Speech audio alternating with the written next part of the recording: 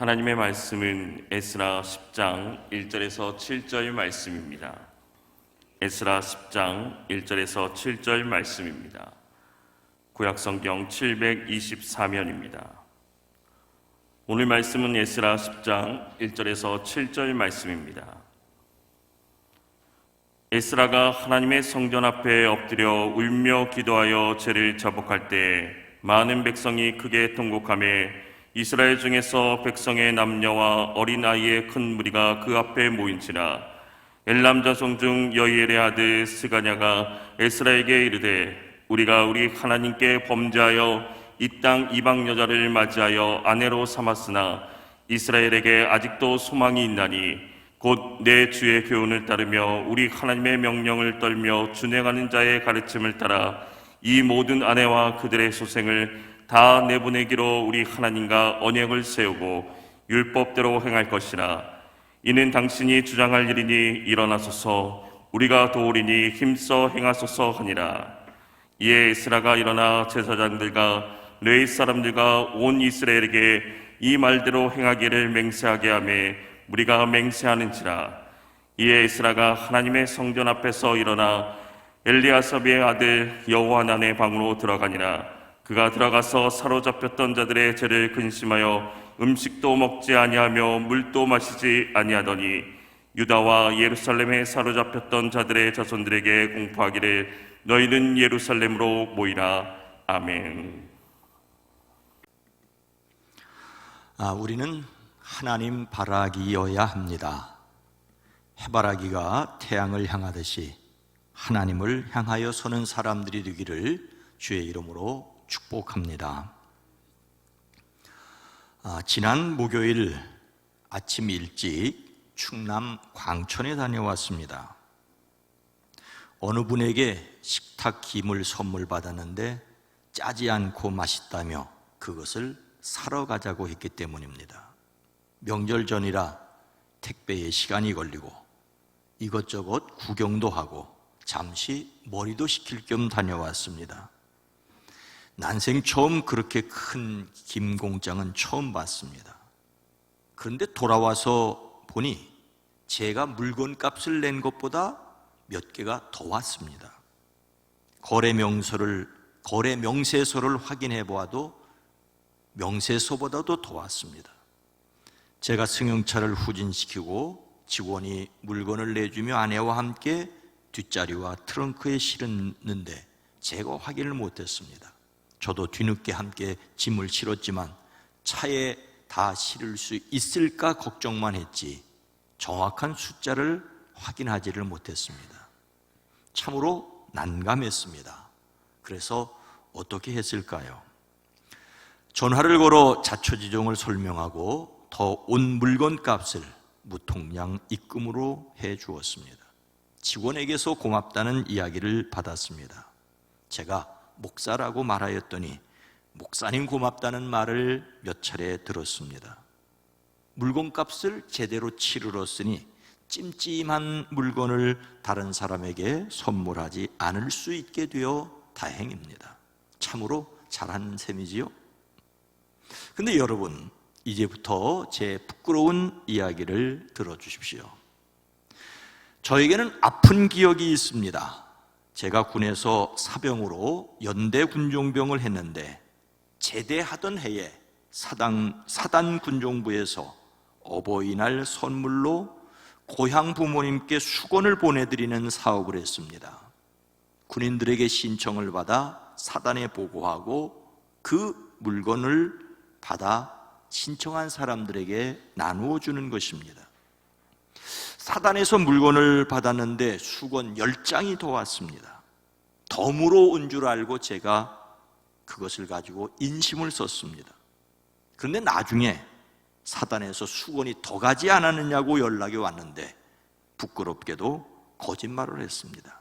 군대 말로 양심불량이었습니다.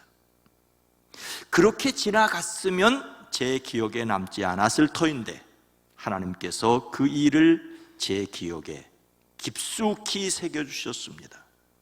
그날 밤 군종 사무실에 두었던 수건값을 통째로 잃어버렸습니다. 누군가 서랍을 부수고 군대말로 위치 이동을 시켰습니다. 군인 부대 안에서 밤에 깜쪽같이 사라졌습니다. 짐작은 갔지만 증거가 없었습니다. 군목님과 담당 군종인병인 제가 반반씩 물어냈습니다.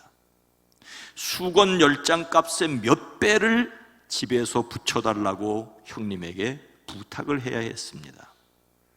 지금 생각해도 얼굴이 뜨뜻해지는 일입니다. 제 평생에 기억나는 일들 중 가운데 하나입니다. 저는 그 일을 통하여 하나님의 준엄하심을 배웠습니다. 목회하면서 교회 재정이나 성도들이 맡겨주신 것들을 철저하게 관리하려는 계기가 되었습니다. 혼자만 간직하고 있던 부끄러운 일인데 이번 일로 드러내게 되었습니다. 참으로 부끄러운 일인데 제가 또 다른 실수를 하지 않도록 하나님이 제 양심에 굵직하게 세워주신 일이라고 알고 살고 있습니다. 오늘 말씀은 바벨론 포로에서 두 번째로 돌아온 에스라에 관련된 내용입니다. 제사장이자 율법학자로서 신앙 공동체를 회복시킬 적임자로 에스라가 예루살렘으로 올라왔습니다. 그는 하나님의 말씀을 연구하고 준행하고 가르치기로 결심을 했습니다. 예루살렘에 올라오자마자 바벨론에서 다른 사람들에게서 맡았던 은과 금과 그릇들을 달아서 정확하게 성전을 맡은 제사장들에게 넘겨주었습니다. 그리고 나서 온 이스라엘을 위하여 하나님께 번제를 드렸습니다. 그런데 그때 그 땅에 사는 이스라엘 백성이 제사장이나 레위인마저도 이방인들의 역겨운 짓을 하고 있다는 말을 듣습니다. 포로로 잡혀갔다가 되돌아온 사람들이 그렇게 살고 있다는 것입니다.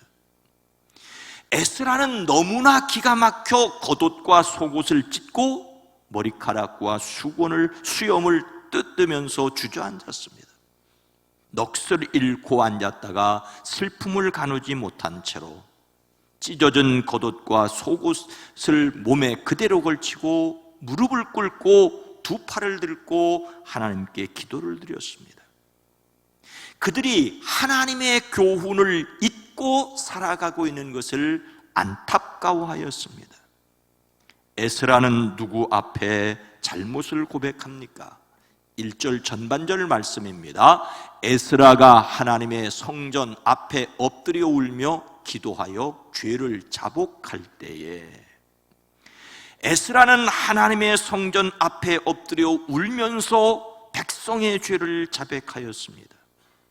그가 얼마나 비통한 심정으로 기도하였는지를 알 수 있습니다. 오늘 그가 성전 앞에서 기도하였다는데 좀 더 관심을 두려고 합니다. 그곳은 에스라가 예루살렘에 올라와 번제를 드렸던 곳입니다. 백성들이 죄를 지었다는 사실을 바로 듣게 된 장소입니다. 그러나 가장 큰 상징성은 바로 그곳에서 하나님께 기도하였다는 것입니다. 예루살렘 성전은 하나님이 사시는 집이 아니라 하나님이 그들과 함께 계시다는 것을 믿고 그 하나님께 기도하는 곳입니다. 바벨론의 포로로 잡혀간 그들도 이 예루살렘 성전을 향하여 하나님께 기도하였습니다. 그래서 성전은 기도하는 집입니다. 정확하게 말하자면 성전은 하나님께 기도하게 하는 집입니다. 예배당이 거룩한 곳이 아니라 예배당에서 하나님께로 마음을 향하기 때문에 거룩하게 기도를 드릴 수 있게 하는 곳입니다.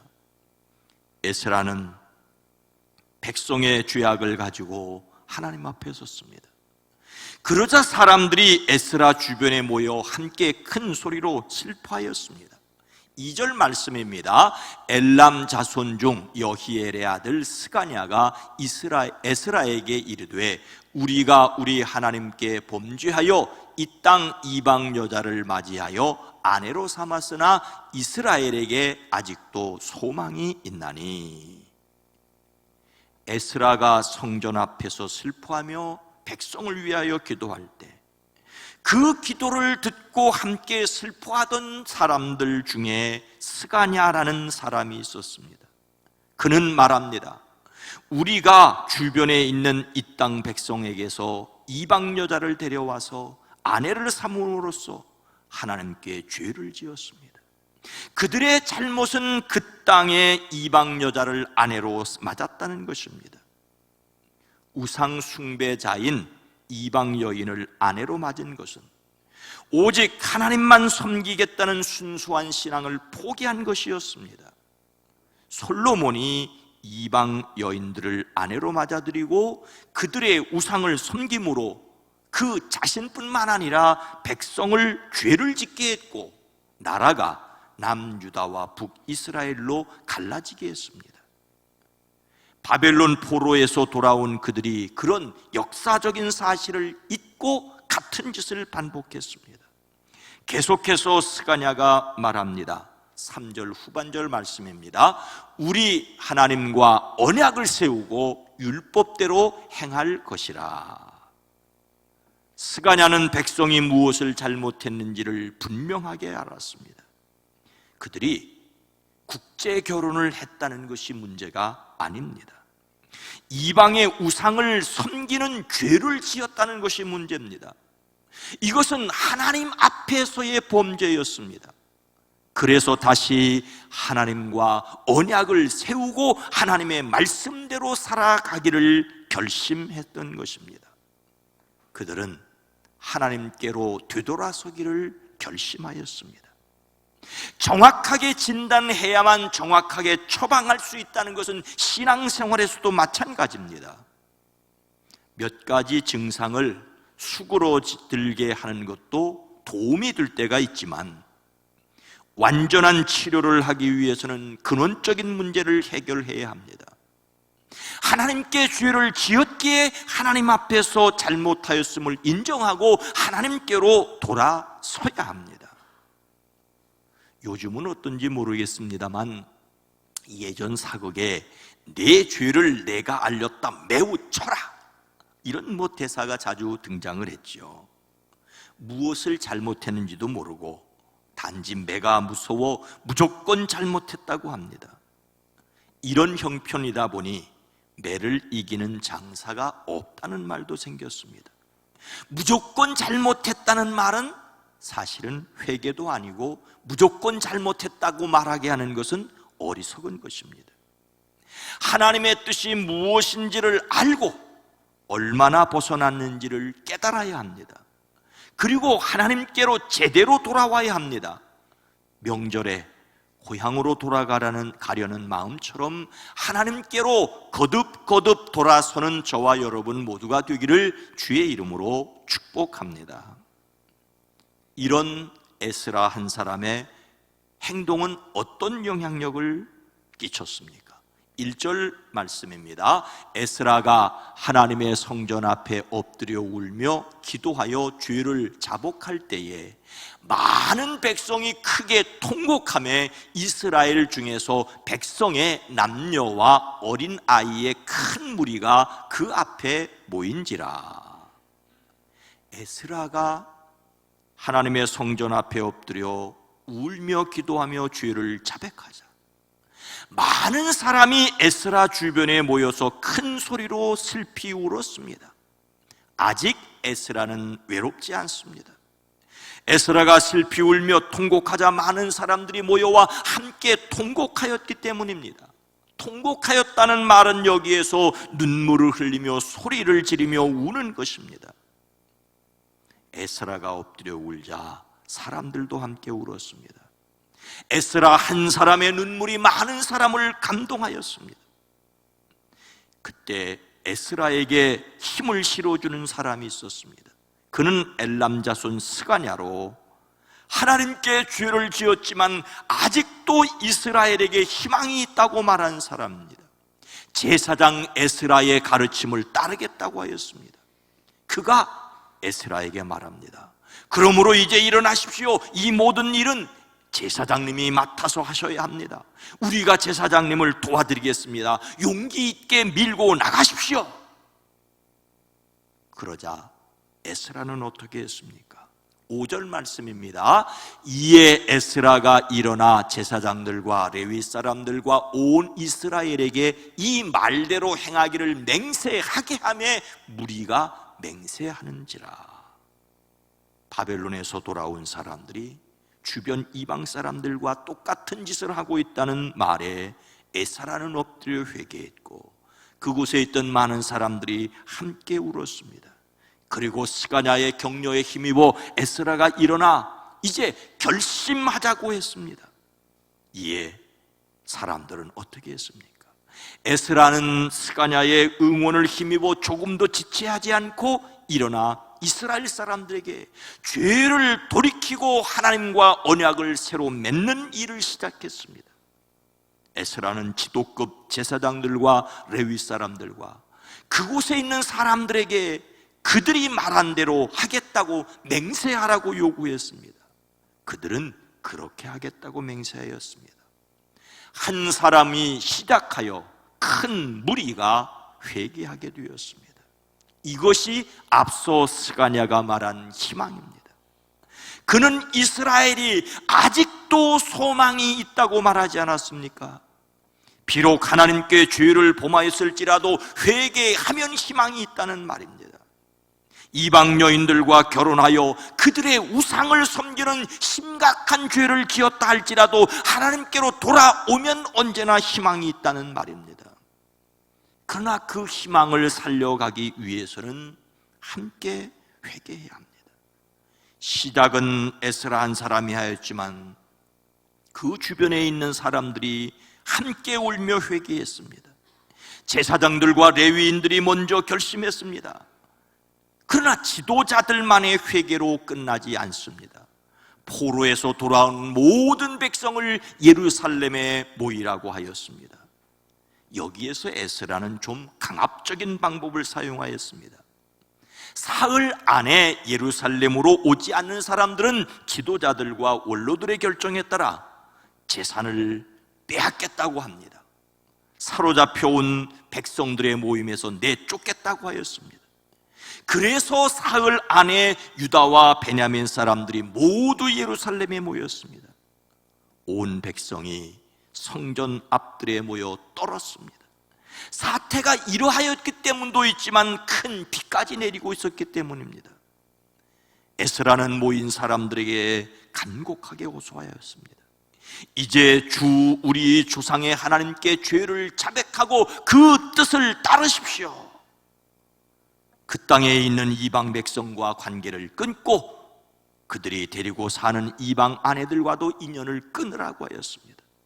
온 백성이 큰 목소리로 오르신 말씀이라고 우리는 반드시 말씀대로 하겠다고 대답했습니다. 물론 모두 찬성한 것은 아니었습니다. 찬성하지 않은 사람들의 이름을 성경은 기록하고 있습니다. 하지만 더 많은 사람들이 찬성을 했기 때문에 백성들은 많은 쪽의 의견을 따르기로 하였습니다. 그들은 서약을 하였고 지은 죄를 씻기 위해 각자 순양 한 마리씩을 잡아 속죄 제물로 바쳤습니다. 한 사람에게서 여러 사람에게로 퍼져나가는 사람을 살리는 희망을 품어야 합니다. 세상은 사람들을 절망하게 하지만 하나님은 예수 그리스도를 통하여 많은 사람을 구원하는 희망을 품으라고 하십니다. 절망의 땅에서 희망의 씨앗을 심고 가꾸고 퍼뜨리는 사람들이 되어지기를 주의 이름으로 축원합니다. 그렇다면 우리가 어떻게 이렇게 희망의 사람들이 될 수 있겠습니까? 6절 말씀입니다. 이에 에스라가 하나님의 성전 앞에서 일어나 엘리야십의 아들 여호하나의 방으로 들어가니라. 그가 들어가서 사로잡혔던 자들의 죄를 근심하여 음식도 먹지 아니하고 물도 마시지 아니하더니, 에스라가 하나님 앞에 번제를 드리고 나서 백성의 죄를 들었지 않습니까?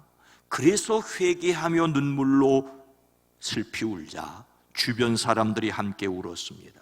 스가냐의 격려로 에스라가 일어나 그곳에 모인 사람들에게 하나님께로 돌아오기를 맹세하라고 하자 그들이 그대로 하겠다고 맹세했습니다.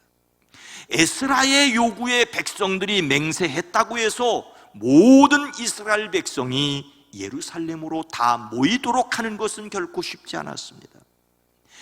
에스라는 하나님의 성전 앞에서 물러나와 여호하난이라는 사람의 방으로 들어가 포로로 잡혀갔다가 돌아온 백성들이 지은 죄 때문에 다시 밤이 새도록 밥도 먹지 않고 물도 마시지 않고 슬피 울었습니다.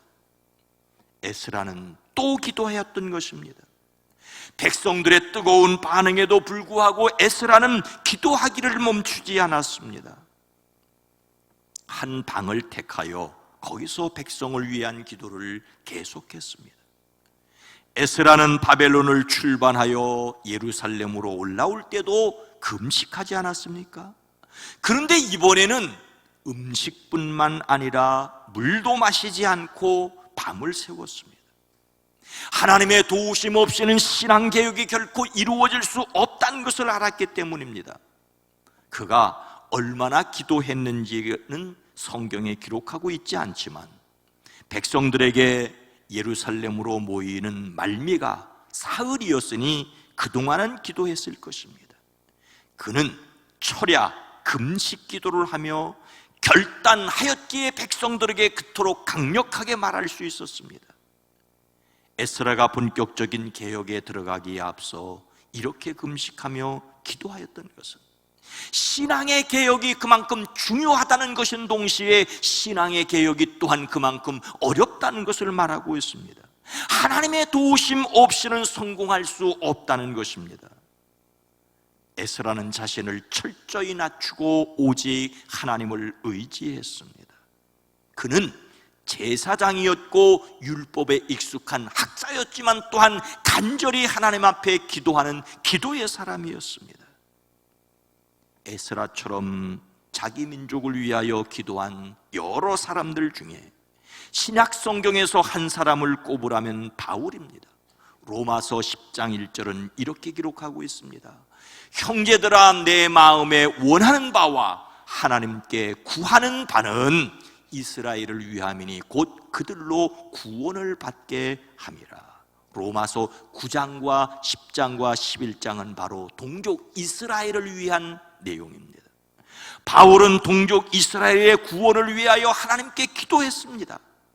그가 비록 이방인의 사도로 세우심을 받았으나 열심히 이방인들에게 전도하여 동족 이스라엘이 시기심이 나서라도 하나님께 돌아오기를 기대했습니다. 바울을 편협한 민족주의자로 몰아세울 필요는 없습니다.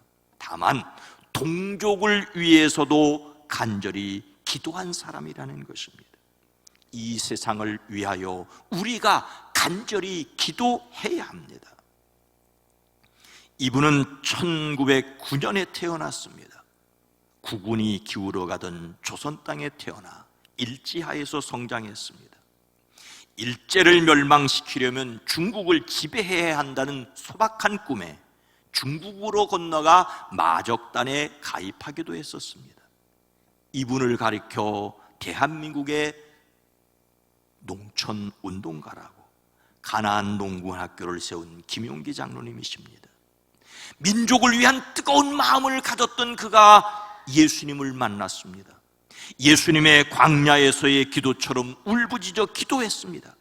그리고 예수님의 정신을 바탕으로 한 복민의 꿈을 꾸고 실천했습니다. 가나안 농군학교를 설립하게 된 계기입니다. 하지만 가나안 농군학교는 그 이름이 가나안이라는 말이 들어가 있는 것처럼 철저한 신앙운동이었습니다. 가나안 농군학교 홈페이지에 개척자 김용기를 이렇게 소개합니다. 일제강점기에 성장하여 23세에 조국이여 안심하라는 원대한 꿈을 가지고 고향인 봉안에서 이상촌 건설을 통해 농촌 부흥운동을 시작으로 개척의 삶을 살다 그의 삶은 기독교 신앙을 기초로 한 것이었습니다. 그가 기도하던 기도실에 올라가 저도 몇 차례 기도했던 적이 있습니다. 우리 또한 예수님의 이름으로 나라와 민족을 위해 기도해야 합니다. 우리도 조국이여 안심하라고 말할 수 있어야 합니다. 사랑하는 성도 여러분, 십자가에 달리신 예수님께서 자신을 못 박는 사람들을 내려다보시며 이렇게 말씀하시죠. 아버지, 저들을 사하여 주옵소서. 자기들이 하는 것을 알지 못함이니이다. 아버지, 저들을 사하여 주옵소서. 저들이 하는 것을 알지 못함이니이다. 십자가 위에서 말씀하신 7말씀 중에 첫 번째 내용입니다. 첫 번째 관심이 세상에 있는 죄인들을 향한 것임을 알 수 있습니다. 그런데 저 기도를 생각할 때마다 두 가지가 생각납니다. 첫째는 예수님이 이렇게 기도하셨는데도 회개하지 않아서 용서받지 못하는 사람들이 있다는 것입니다. 사람의 머리로 설명할 수 없는 복잡함과 답답함이 있습니다. 그러나 또 하나는 나도 세상을 위해 기도해야 한다는 것입니다. 그래서 제 축복기도 내용 중에 세상을 위한 내용이 종종 포함되곤 합니다. 하나님께서는 그 백성이 바벨론의 포로로 잡혀가는 것을 그냥 두고 보시는 초강수를 두셨습니다. 그러나 은혜를 기억하도록 약속대로 돌아오게 하셨습니다. 애굽에서 해방되어 돌아온 것처럼 다시 돌아오게 하셨습니다. 그런데 돌아온 그들이 또 죄를 지었습니다. 이런 그들을 위하여 눈물 흘려 기도하는 사람을 세우셨습니다. 이제 우리가 세상을 위하여 기도하는 사람이어야 합니다. 사람들이 하나님께로 돌아서기를 기도하는 저와 여러분 모두가 되어지기를 주의 이름으로 축원합니다. 거룩하신 하나님, 자비로우신 주님, 애굽에서 400년 노예살이 하다가 해방되었다고 해서 그것을 다 가슴에 새기고 있는 것은 아닙니다. 시간이 흘러 다시 범죄하여 그들을 바벨론의 포로로 잡혀가게 하셨지만, 약속대로 70년 만에 돌아오게 하셨지만 또 그것을 마음에 기억하고 사는 것도 아닙니다. 주님, 우리는 자주 실수합니다. 마음에 새기고 다시는 죄를 짓지 않는, 실수하지 않는 저희들 되어지게 하시되, 실수할 때도 우리를 위해 눈물 흘리시는 안타까운 심정으로 친히 간구하시는 성령을 의지하고 거듭 하나님께로 바로 서는 저희들 되어지게 하옵소서. 예수님의 이름으로 간절히 기도드리옵나이다. 아멘.